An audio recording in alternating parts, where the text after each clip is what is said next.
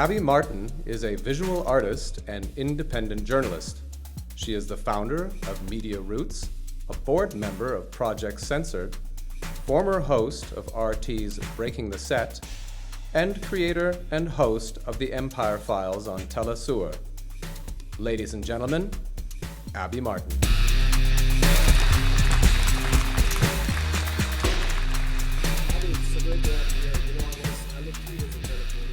And what we're experiencing today, where people are coming out, is almost every day in Cali. I mean, sometimes in San Francisco you have the fog, but in Germany, as soon as the sun shines, everybody's coming. A couple of people texted me today saying, Zen, I'm not going to come today because the sun is shining out. I'm like, okay, I hope it shines forever. But anyways, that's why you're here. Let's find a solution to all the problems. You've been an activist, documentary maker. You've hosted Breaking the Set. You're at Telesur. You're on the streets. You've got so much experience in this field of journalism, activism. Talk about a little bit about your life journey. What inspired you, and where do you want to go with that? Well, Zen, like a lot of people, I didn't grow up politically conscious or politically astute. I kind of got a crash course in U.S. imperialism with Zinn, Chomsky, Chalmers Johnson when I was a freshman in college, and I was just astounded at the damage that the U.S. empire has done. I mean, the violent economic oppression and military subjugation around the world. And so I was so alarmed. At the time, I still kind of blamed the Bush administration. I was trapped in that partisan mindset. And then the media started selling us Iraq. I was kind of swept up in that post-9/11 hysteria, bought into the Afghanistan war, didn't really understand how both parties were complicit until, of course, Nancy Pelosi said impeachment was off the table for a war criminal who was committing war crimes. And the media just kind of uniformly switched one day over to selling us the WMDs. And I was just so disturbed. I thought, why is this happening? And through my anti-war activism, I realized that you need media for the people, right? Because it doesn't matter what your issue is. You could be passionate about GMOs, you could be passionate about the water supply, about war. As long as you don't have a free media, it doesn't matter. You can't get those issues out there. So I just dove headfirst into media comprehension, media literacy, and really fighting for a free and open people's media for the people, by the people, and that's what started my journey today. It's very interesting because this journey kind of ended up at the CIA or the intelligence committee's table. And in January 2017, they came up with this document called Assessing Russian Intentions in Recent US Elections. They actually took their time, limited resources, despite all the poverty, to mention you in this document. This document basically was trying to find ways of showing how Russia interfered in the election. And since you worked at RT, you hosted this show, Breaking the Set, they mentioned you, and let me quote what they wrote. Overwhelmingly focused on criticism of the US and Western media, governments, as well as the promotion of content that is radical. So before you answer this question, I find it really funny because I think in an open and democratic society, if you're criticizing the Western government, isn't that something people should be welcoming? You would think so, Zen. Unfortunately, that's why a lot of anti-imperialist journalists like myself, like Chris Hedges, have to go to places like Russia Today to provide that alternative, the counter-narrative to that corporate media hegemony that pushes imperialism down our throats. We were all waiting with bated breath for this intelligence report. For months, we were being told by the corporate media, by the establishment, neoliberal establishment and intelligence agencies that they were going to come out with this conclusive proof that Russia meddled in the election. And so we were all waiting for this report. Unfortunately, when it came out, I was stunned. I was stunned that I was in it. I was a part of the reason why Trump won. Because half of the report, Zen, was a crude analysis about RT. It was literally just talking about RT programming. And no, it wasn't talking about how I praised Putin or, whitewashed the reality of what's going on in Russia. No, none of that. In fact, I never did that on my show. In fact, I was one of the anchors who actually spoke out against Putin and kept my premiere show for over a year. When Russia invaded the Crimea, the Crimean you criticized that on open air. That's the point you're trying to make. Absolutely. I criticized it on air, and I was able to keep my primetime show for an entire year. After that, I continued to criticize Putin. I talked about the downing of MH17, et cetera, and hosted rigorous debates about the Ukraine situation. But back to the intelligence report, what's amazing about it, Zen, back to your point, is that this is the real threat, right? This is the real threat, is talking about real issues. Because when you look at what that intelligence report entails, it's literally talking about how my show covered fracking, covered income inequality, Occupy Wall Street, and how it was some sort of Russian warfare operation that we hosted a third-party debate. That's what C-SPAN does every year.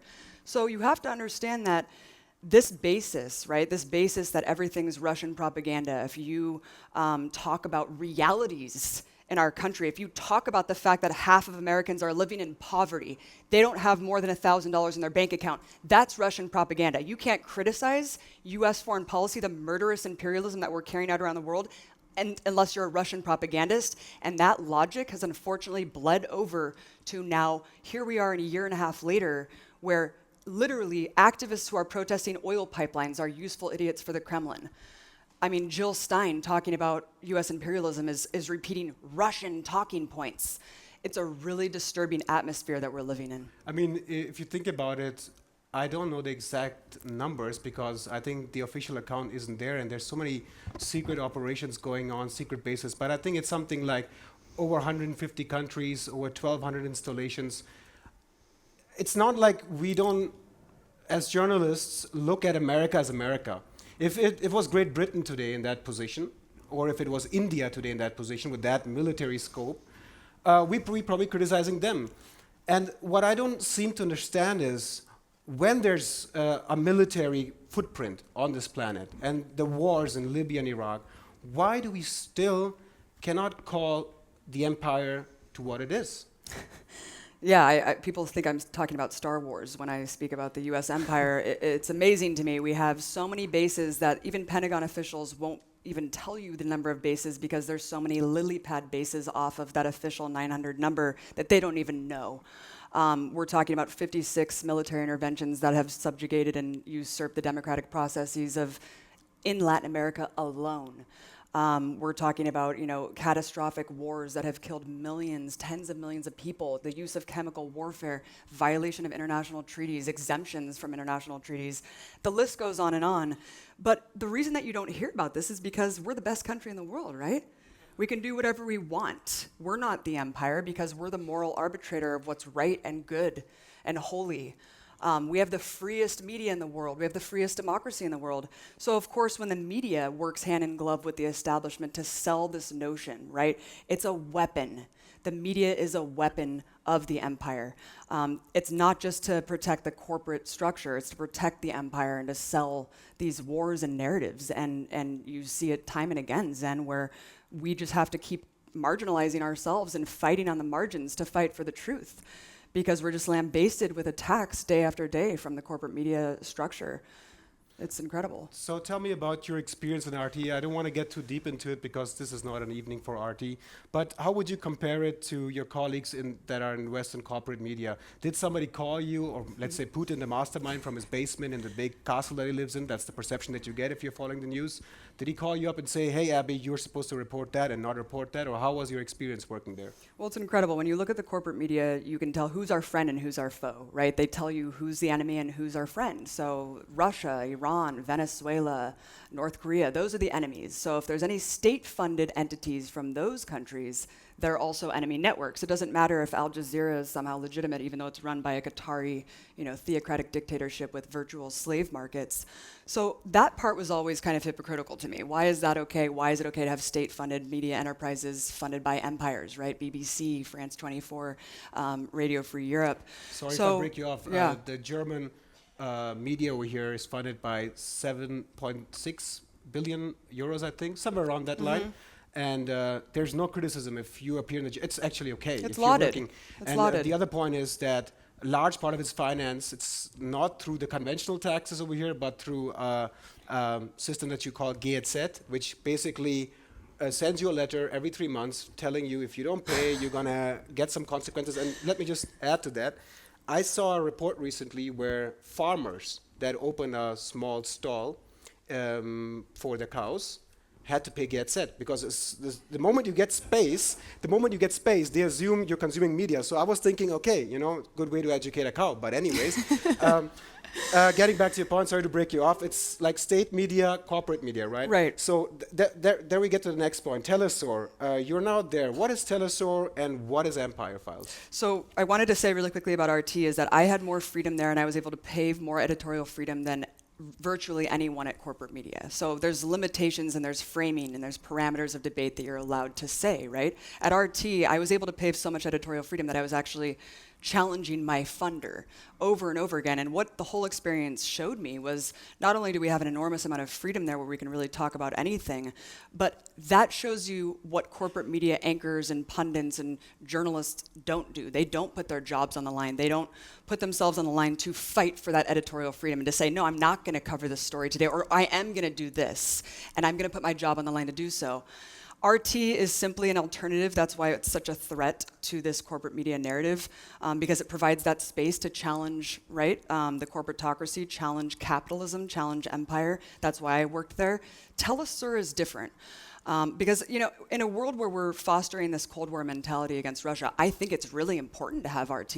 I think it's important to hear what Russia has to say and the perspectives that Russia brings. But Telesur came out of a contagion of this pink tide, this progressivism that erupted in Latin America. We're talking about a region of the world that was subjugated and ravaged by colonialism for decades, if not centuries. Cuba was always an anomaly, but with the election of Hugo Chavez in 1999, I think sparked this movement. And so Telesur came out of a joint venture with Hugo Chavez and Fidel Castro to counter that corporate media narrative that was set as a weapon to destroy these countries, to destroy their democratically elected leaderships. And it's a joint venture between 6 countries right now: Bolivia, Nicaragua, Uruguay, Cuba, Ecuador, and Venezuela.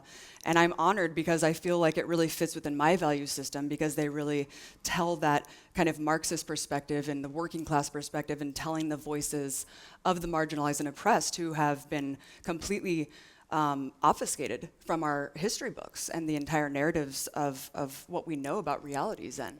The Empire Files is a show where it's a long-form documentary show, an investigative series that sees every issue through the lens of US empire, because you cannot look at the world either internationally or domestically in the US without looking through that lens.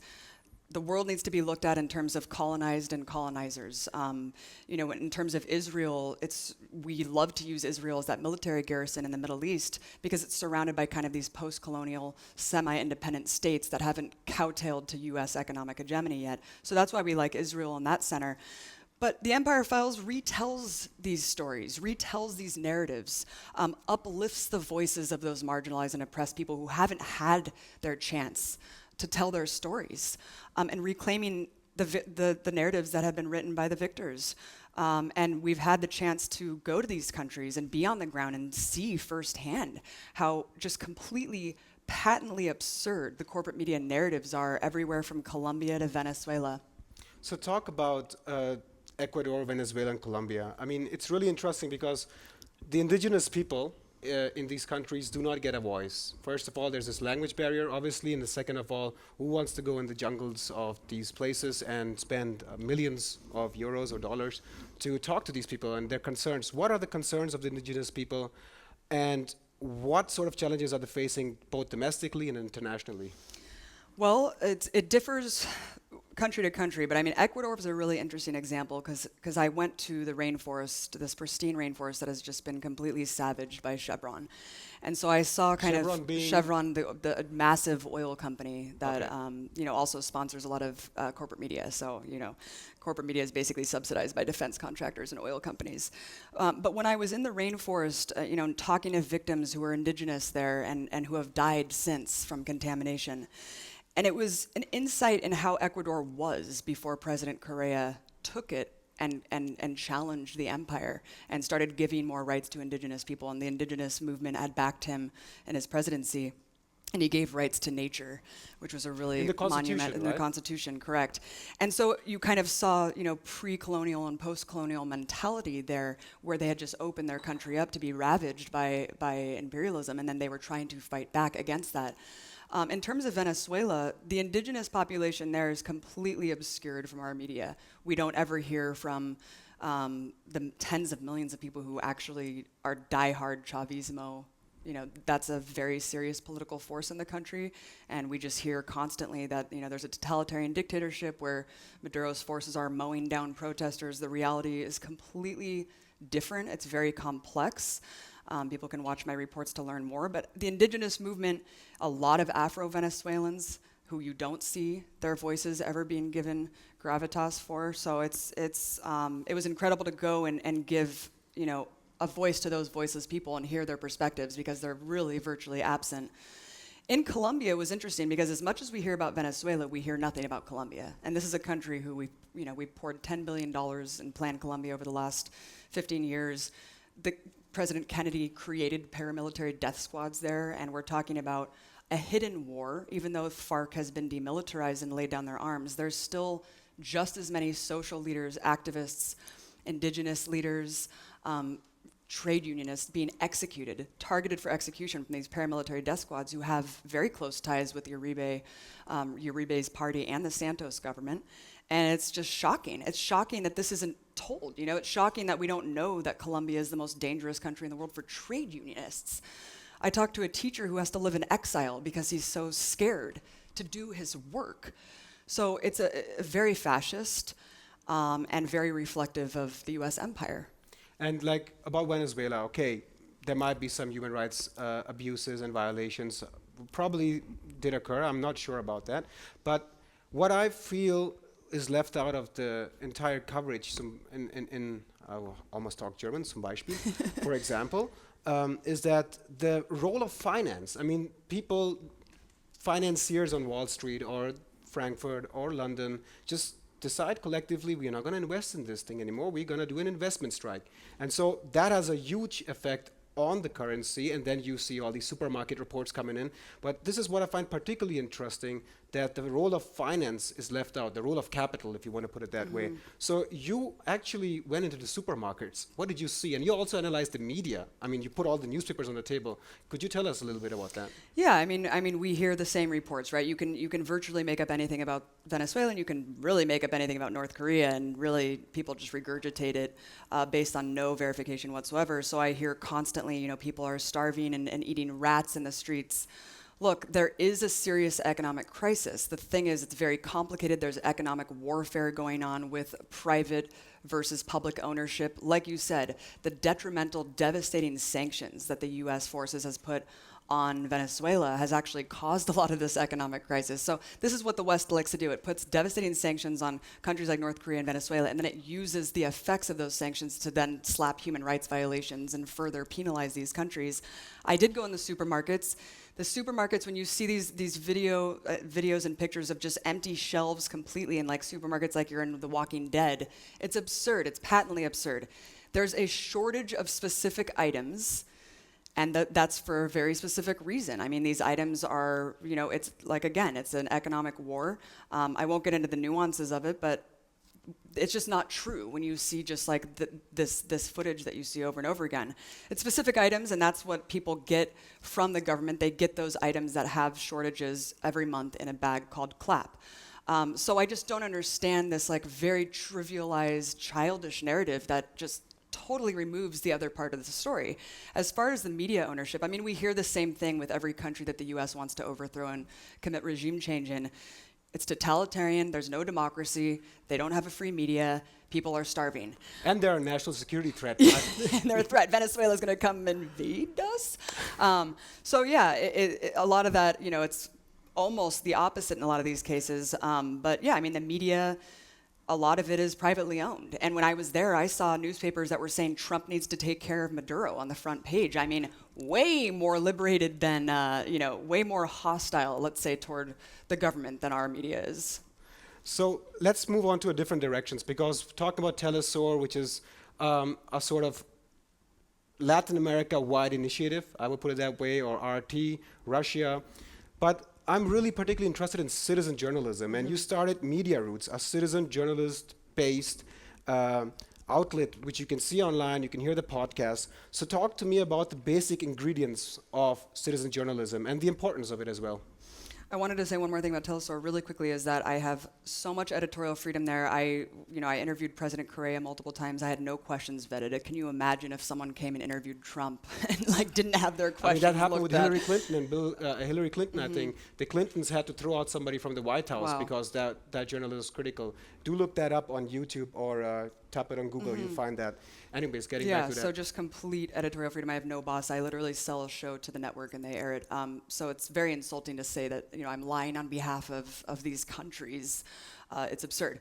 Meteor Roots is started as a citizen journalism project, and I was self-taught, just kind of like how I met you years ago in Berlin, and look where the organization has come. Zen, I mean, it's just a little bit of commitment and dedication, and never really expecting a reward. You're not doing this to get on the front cover of magazines. You're not doing this to get recognition. You're doing it because you know it's right. And you know that you're probably always going to be on the margins fighting for what's right. But Meteor Roots, it started off as just an aggregate of censored stories and covering different progressive movements in my backyard, covering Occupy Wall Street, covering different protests, DEA raids, stuff like that, police brutality, the Oscar Grant rallies, and then RT found me through there. But I think the tools of what it takes to be a citizen journalist scares the hell out of the establishment, and that's why you see anyone who's kind of taking measures into their own hands and creating their own media and trying to decolonize their mind and be media creators is a threat, right? They're all Russian stooges and Kremlin operatives. But that's what's so beautiful about the era of digital technology that we're living in, is that everyone has the tools and capacities to teach themselves, teach others, work with peers to formulate groups that you can learn from each other. I was lucky enough to have a community center where I was able to learn Final Cut and editing and how to use a camera. But really, it's a self-taught thing. I think journalism school hammers into your head of how to be an objective journalist and makes you think that you have to be tens of thousands of dollars chained to student debt, when that's in fact not at all. It's not this Ivy League prestigious out-of-touch thing. Anyone can do it. People are doing it. But again, you have to be media literate. You have to be a critical thinker, and you have to understand how to ingest the media landscape and understand the biases, because it's just one component of the whole package. I want to say, like, when I interviewed Edward Snowden last year, and I was one of the very few people to do that from Germany, I have no background in all of this journalism school. I went online and saw all the Center of Investigative Reporting techniques, methods, and stuff like that. And it's really funny when people come up to me and say, Zen, where did you study journalism and stuff? I'm like, in my heart, I just opened up at some point and said, I have to change things. One of the inspiring moments was Noam Chomsky's book, Manufacturing Consent, which kind of shows, structurally speaking, how the corporate media in the United States, and that research goes 20 years. It's actually a scientific paper, not even a book, of how the corporate media controls the function of information. And when it comes from the beginning to the end, it's something completely different, like in terms of reality. But getting back to this objective media, you have this advocacy media sort of thing, like we should send out a message, we should be constructive and not just be critical. And I'm a big fan of critical media because that's a scientific way. You have to have scientific rigor, you have to question. But I think it's also scientific to be constructive. I mean, think about a technology in that term. We got the cure for cancer. Would everybody be saying, no, Zen, that's not objective, that's unscientific? No, because it's a solution. So can journalism also be an advocate, a constructive arbitrator of information? Absolutely. That's why I am a proud advocacy journalist. I think objectivity is horseshit. And I think that journalists who pretend like they're objective are lying to themselves, because everyone has an overt bias. You think that, opinions just belong on those op-ed pages and that everything else is just straight up just subjective journalism. No, everyone couches their opinions and pulls from this glob of neoliberalism and the think tanks and the experts and the defense contractors and the anonymous government officials, and they cite those people to couch their own biases and opinions in. I would much rather know where someone's coming from, where their bias is, wearing their heart on their sleeve, and then I can determine for myself if it's accurate information. I think that, again, you're hammered into thinking that you need both sides of this story, right? I didn't even know what Palestine was until I was 18. So I think that tells you a lot about the only side of the story that we're told, right, about that issue, which is very upsetting that in Germany, you have a Haaretz journalist banned from the public square from even discussing or being critical of Zionism and Israeli war crimes. But look, I don't need to know why Monsanto poisoned Anniston, Alabama for decades with PCBs. I don't need to see their press release and compare it to the victims that have died. I don't need to know why the Pentagon drone bombed another wedding in Yemen. I don't need to know from these people and compare it to the victims who are suffering these atrocities with my tax think dollars. about it. That's like comparing Martin Luther King. Hey, Martin, can you tell me what your opinion is about racism? And then going to Ku Klux Klan and asking the white supremacists, let's kind of weigh in the issue. That's the same thing that you're trying to say, right? And you see it all across the corporate media. It's just constant, just regurgitation of government officials. You even have them, every time there's a dapper Nazi, you see a whole think piece about him. It's disgusting. But I'm a proud advocacy journalist, A, because we don't have time, Zen. We're running out. Capitalism is eating itself. And you just mentioned diseases. I mean, Goldman Sachs, we've come to such a stage of late capitalism where now Goldman Sachs is just openly saying it's against their profit model to cure patients of diseases. So we don't have time left, and I'm advocating for the truth. I'm advocating for marginalized and oppressed people to reclaim their power and reclaim the truth. So let's sum it up. And the part I'm trying to sum up is the solution-oriented. My brain is working really fast right now, so let me sum it up. How would you advise people to A, become citizen journalists? Not advise. What sort of, like if somebody's sitting here in the crowd or watching on YouTube, and that person wants to actually change the world tomorrow, yeah? What is the first challenge or the challenges that they should take into account? And what is the underlying thing that they should always keep in mind despite the hardships that they face? I think the context that's missing from all of these trivialities and the stories that you mentioned in your intro. I mean, the daily inundation of these superficialities, we need to understand the context behind them, how we got here. History is instructive. We need to learn from history so we can prevent future wars. We can prevent going down this horrible, disastrous path, time and time again, generation after generation. So I think A, reclaiming and relearning history, understanding how we got here. B, teaching yourself the tools to be media literate and critical thinker.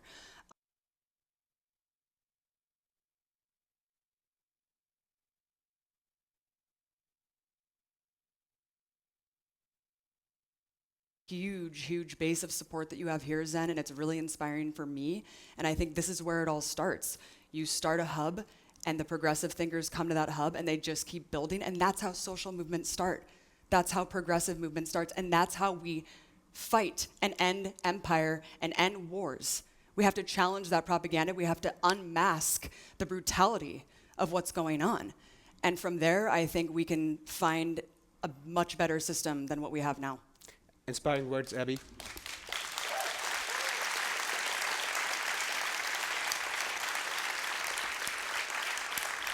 Edward Martin, visual artist, journalist, and filmmaker, thank you so much for coming today. Thanks so much, Sam. I'll see you later. I'll see you later. Yeah. Thanks.